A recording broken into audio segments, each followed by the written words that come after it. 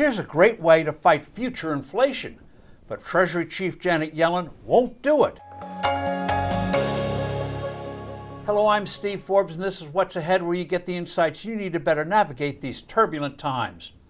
If Congress continues to pass blowout spending bills, then we're in for a devastating breakout of inflation. You'll be paying more and more for everyday products and services, and interest rates will rise, especially for home mortgages. However, there's one big weapon our Treasury Department can wield that would help lessen the magnitude of this threat. Issue bonds with a duration of 50 or 100 years. While interest rates have risen since last fall, these securities would generate blistering sales with a coupon of around 3%. Such a rate would be above what a long-term Treasury yields today, but that's the point. 3% is low by historic standards, but would be high enough today to attract literally hundreds of billions, if not trillions of dollars. Remember, many bonds issued by countries like Japan, Switzerland, and Germany have negative interest rates. Individuals shouldn't buy these or any other bonds right now, but institutional investors, such as insurance companies, must have bonds for regulatory reasons. Century bonds would attract existing savings and holdings of cash.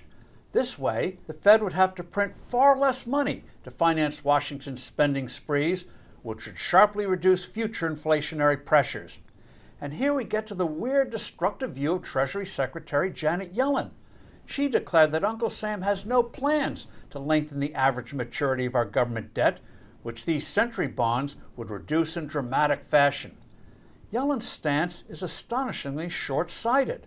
Overall interest rates are still at levels never seen before in history. Why not lock in those low yields while we still can?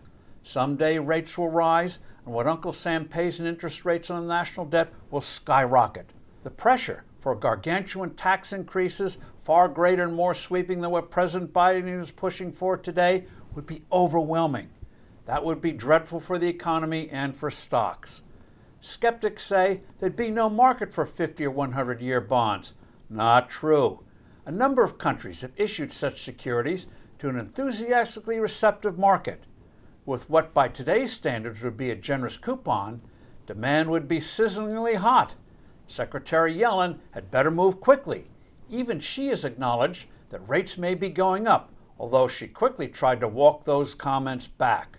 She better move fast, or we're going to miss a huge opportunity to save billions in future spending and to fight inflation. I'm Steve Forbes. Thanks for listening. Do send in your comments and suggestions, and I look forward to being with you soon again.